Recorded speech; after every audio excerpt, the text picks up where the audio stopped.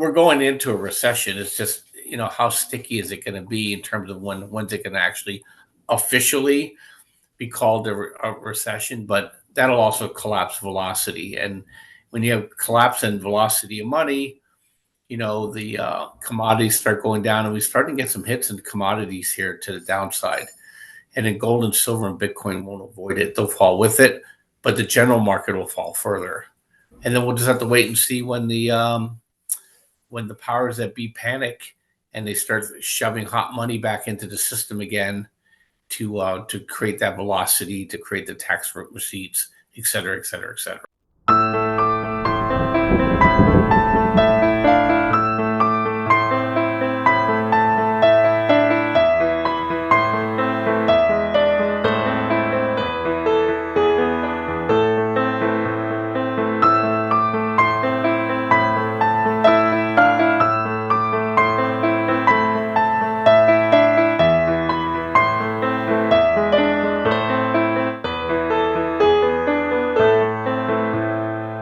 Good afternoon, everyone. Thanks for joining us. Bob Kudla, as always, going to give us a little bit of knowledge on the ideas of finance, economy, and society and how all those twist together moving out.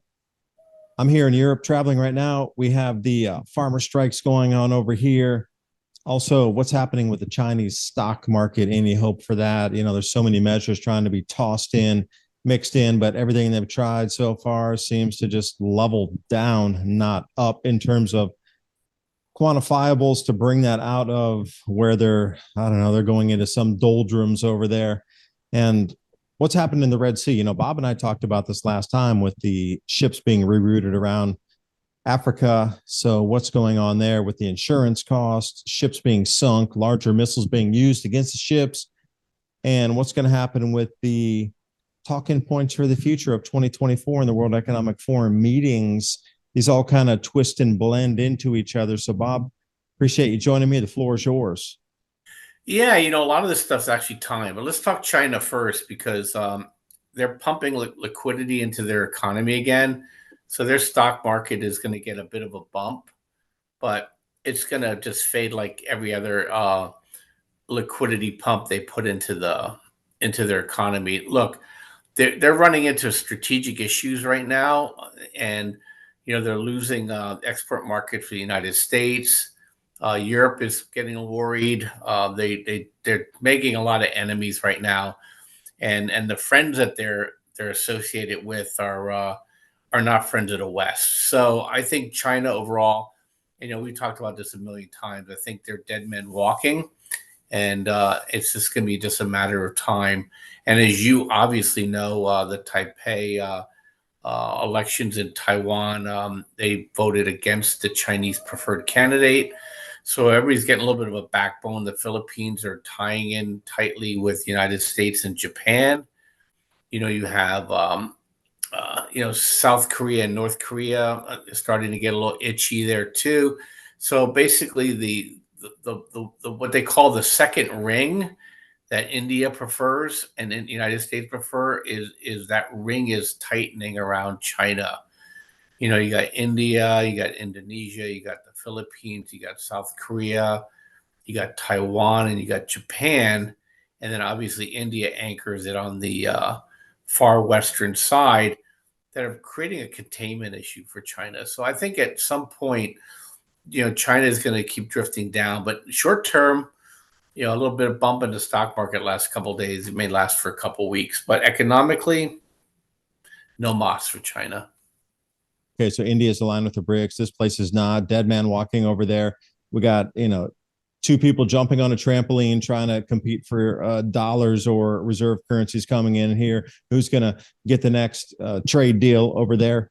So when you're looking at the globe that seems so just scattered comparatively to what we used to know as stability during our lifetimes, I mean, how does somebody take advantage of that right now?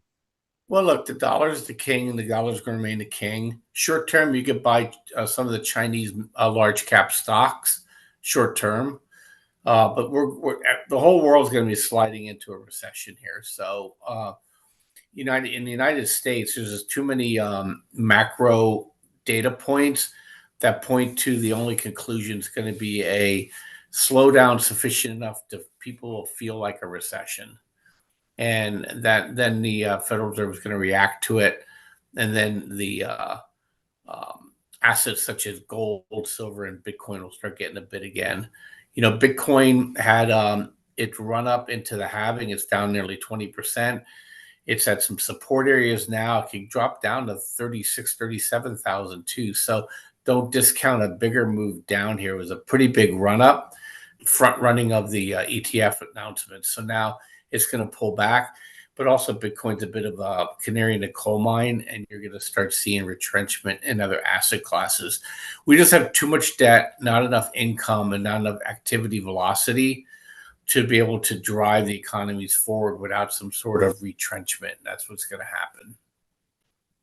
So let me ask you about the velocity of money, because I was looking at the CME dashboard where they were trying to forecast out rate cuts here or rate increases in the percentage of, you can see the charts moving down. It's like a 97% percentage chance that it will stay even or cut, coming up in the next month or so.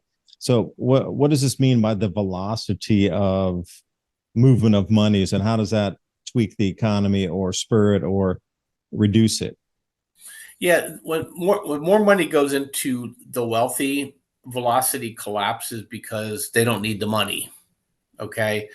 Poor people will generate velocity until they reach their spending and debt level limits, which they've just reached. Okay. So that's where we're at right now. And politically here in the United States, bit of a stalemate. So you're not going to get any bigger oomph, if you will. And as people retrench, as the employment rate starts to turn the other way, then people get defensive, people stop spending. So it'll collapse velocity. The other thing is collapses bank credit. Bank credit is negative. Okay, federal tax receipts are negative. Long-term jobs, permanent jobs are negative. So all the things that you would look for sustainment of economic activity are going in the other direction. And so we're going into a recession. It's just, how sticky is it going to be in terms of when's it going to actually officially be called a recession? But that'll also collapse velocity. And when you have collapse in velocity of money, the commodities start going down, and we start to get some hits in commodities here to the downside. And then gold and silver and Bitcoin won't avoid it. They'll fall with it, but the general market will fall further.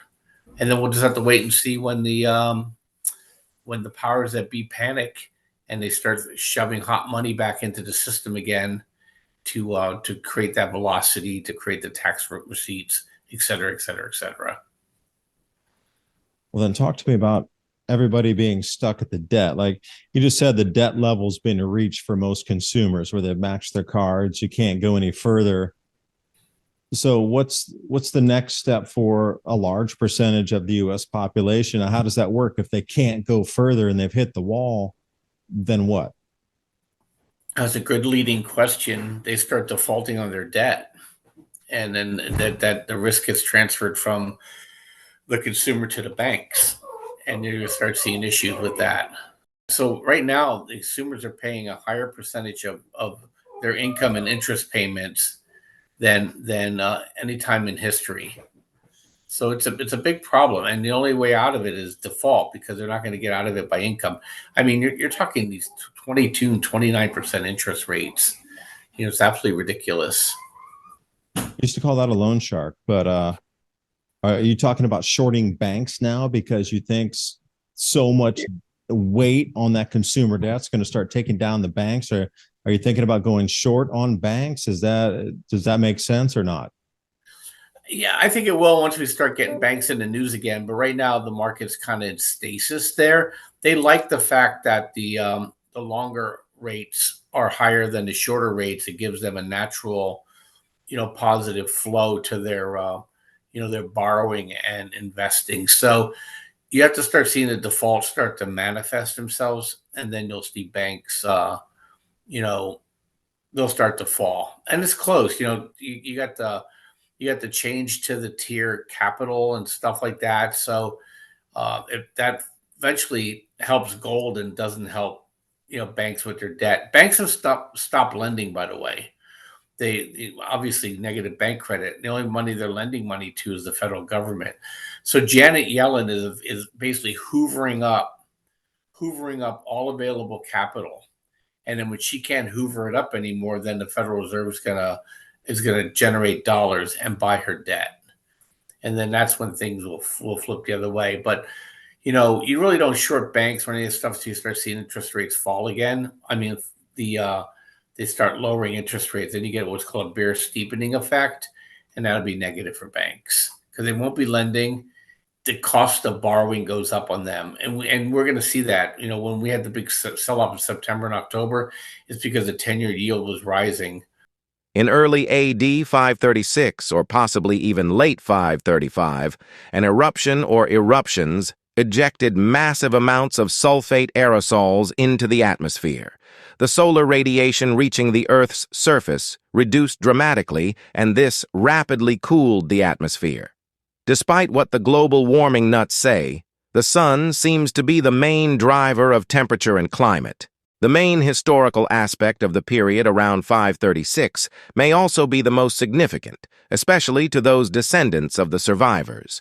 Who would be us today? This period coincides with a mass population decrease in Europe, in the Americas, the Middle East, and in Asia. In Europe, this is commonly known as the Justinian period, named after the Justinian plague, and is believed to be the first appearance of the Black Death in Europe.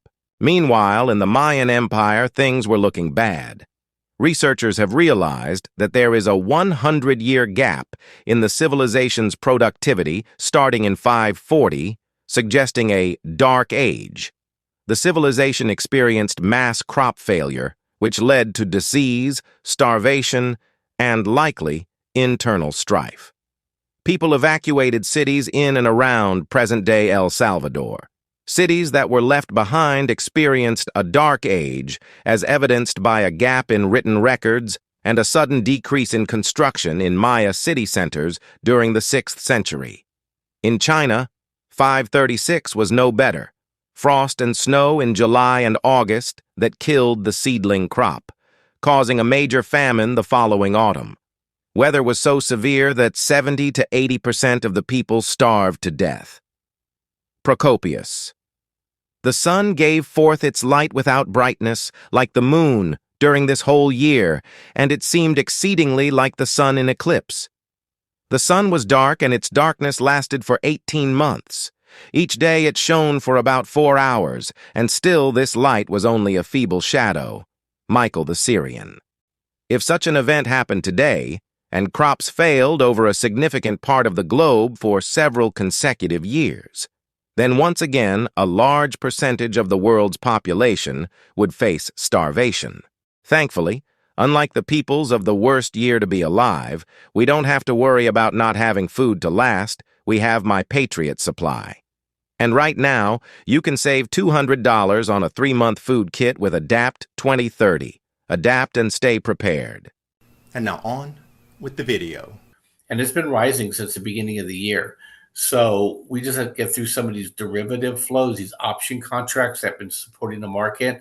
Once people start seeing that they can get 5% again on 7 to 10 year money or even less, they're going to lock it in. They're going to leave the stock market, and then you're going to see a rollover in the markets. Yeah, well, that was kind of the contagion in the beginning. Was so much money was pulled out of what you consider the banking system into that because they were offering such a much higher interest rate, and instead of 0.25% or something into 5%, and then it caused so much problem earlier. So you're telling me it's like a 2.0 with another lockup coming in, and then a lot of the money that's intertwined between China and the United States is now somewhere derivative tripping over across China and Hong Kong. I mean, this is far wider than just something happening in the United States. Am I seeing that correctly out on the chessboard here?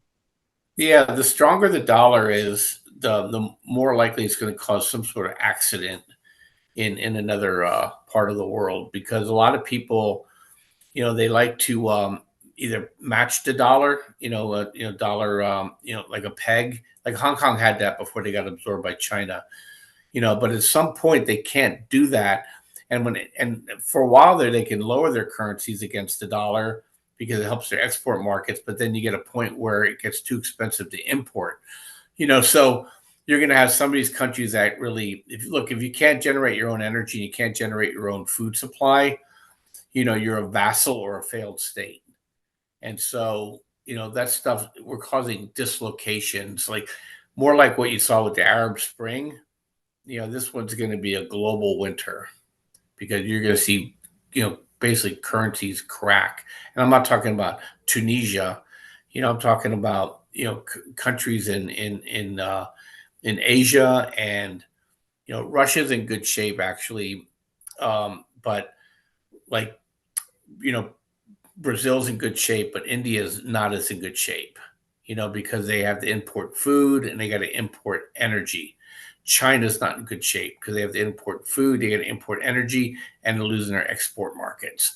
So we're going to see a mistake of that kind of magnitude, and then you can see in the political environment here, you got Poland, you got Netherlands, you got Argentina. There's a big shift to the right again. And that's usually deflationary too, because Democrats like to spend more money than Republicans do. So Dave, I think the next 2 months are going to be really interesting in the stock market. I think we're going to see a pretty good pullback with that divergences. There's going to be some tremendous opportunities in terms of trading. I extended the program with the discounts on your channel. Go to that landing page. But if you come to our page at tradelikeagenius.com, make sure you tell them you came from Adapt 2030, the podcast here, so that I can apply the right discounts for you. Volatility gives people tremendous opportunity. And I think there's going to be a pretty good dip in the market. Historically, these kind of setups provide for like a 10% pullback. And then I think the government's going to start to panic. And then it'll be a good time for commodity trading, back into Bitcoin, back into gold, back into silver, back into energy will be the plays that I'll be looking for going into April. So you think 10%? You think 10% is the final drop on that? Not the final drop. This will be the drop for spring. Spring. In the past, when the market is making new highs, but the McClellan oscillator is in negative rate where it is right now, you typically roll over because you just run out of good companies to buy, and the weight of the market and the weight of profit taking brings everything down. So that's what you have in the forecast here. Wow, rosy spring coming up. But remember, you can take advantage of that. And I don't mean take advantage in a greedy way, but be able to make money from that, help others, help yourself, get ready for these changes, because what we're seeing right now is a very small amount of change in terms of what is forecast for greater changes coming through the rest of this year and into 2025. So, but really, how far do you think the market might fall? So if it's 10% in the spring, like walk us out through a year and a half from now, what are we looking at the ultimate bottom, minus how many percent based on historical averages or historical cycles through the last 150 years? Well, probably, there's a decent chance, depending on how much money they throw in the system, to make another higher high after this cycle. But then after that, you're looking at probably a 45 to 50% sell off in the markets, because they'll be running out of ammunition, and basically nature has to take its course, and you're going to get a lot of basically clearing of the brush, and you're going to see a 50% correction. I think that happens. That process starts in 24, and I think all of 2025 is going to be pretty brutal. And what kind of signal do you have that we've reached the bottom, that we're coming off the bottom and then back out again? You start running out of what they call new lows, and then you just know that it's basically exhausted itself.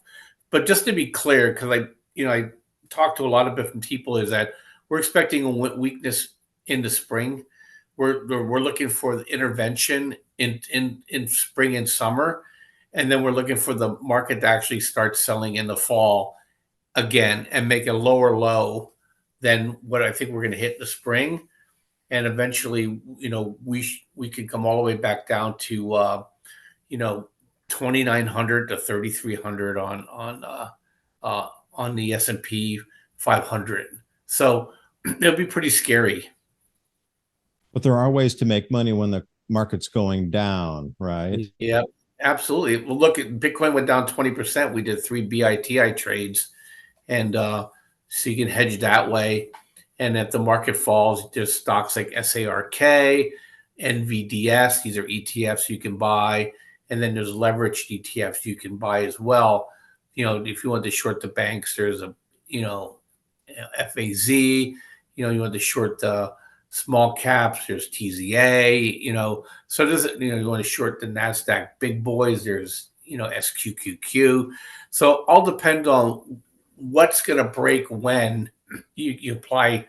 There's trades you can apply on the short side to any market sector out there. But there are like ETFs that trade on markets that are reversing and going in the downward direction. Is that right? That's right. And then, if you want to just play it safer, you can just buy the long bond. Eventually, people will move into the long bond. So it'll sell off first, and then people will panic, and they'll do a flight to safety. And so there's trades there, and you can short the bond. So you can do I do a trade all the time between TLT and TBT, just going back and forth. You can do the same with Bitcoin, BITI, BITO. You can do that with small caps, TZA, TNA. So you just could basically yin and yang these moves, because it's not going to go straight down, but it will be violent as it goes down. So the markets will become trickier, but the volatility tends to be good for traders if you're open-minded and you just follow the signals. And we trade with algorithms anyway, so it'll tell us, what the price action is telling us is that this is a high probability, trade to set up for long or short. And you just ignore the news, the noise, and you just trade the signal. And you're going to be more right than wrong. And you're going to make more money when you win than when you lose money when you lose. So it's just a really good long-term ability to generate wealth. And we give you access to that. Because it does seem that they say that a rising tide, raises all ships, but in the same thing, a tide going out, all ships will go down with that tide. So it doesn't matter what it is, from the bonds to the currencies, to the commodities, to the equities, whatever, even real estate, everything will drop, but it shall rise and drop again a few times, like the tide's coming in and out. Tremendous opportunity to grab that couple percent each way, up and down, up and down, and up and down. I think you outlined that pretty clearly. And Bob, I appreciate you having your time to spend with me today, because I'm always trying to figure out what's happening next year in these timelines, because, a year ago it seemed pretty clear, but, now looking out deeper into the fog, it seems like, well, there's a few more problems that were anticipated because of this monetary policy and how much money printing there was, and a few debacles in the shipping routes and everything. So I don't know, it just suddenly spun on a dime. The more they intervene, the worse it's going to eventually be. And then we just don't know.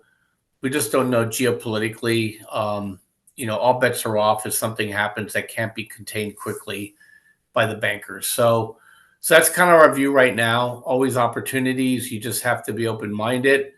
And, if the world is not adapting to your narrative, you change your trading and just follow the money, and you'll do just fine. But with that, Dave, I got to run. I know you got to run. You come over to my site by accident, just do tradelikeagenius.com, but make sure you tell us that you came from Adapt 2030 so we can take care of you. Remember, there's no accidents. We're here on purpose anyway. Bye for now, and thanks, Bob.